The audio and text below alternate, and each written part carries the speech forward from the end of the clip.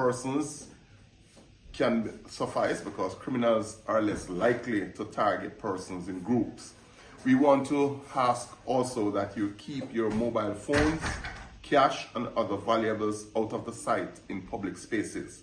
We want to ask you as well, if you choose to withdraw large sums of cash from bank or ABM, secure the bulk of that cash before you go shopping, as you may never know who is watching or following you. Organize your spending cash before you start shopping to avoid displaying large sums of money in public spaces. Choose carefully who you ask for directions when in unfamiliar settings. Be aware of your surroundings and look confident at all times. Be confident like you know exactly where you're going. Criminals can read your body language, and if you look lost, you become an attractive target for criminals. Do not leave laptops and other electronic devices on passenger seats of cars while same is left unattended.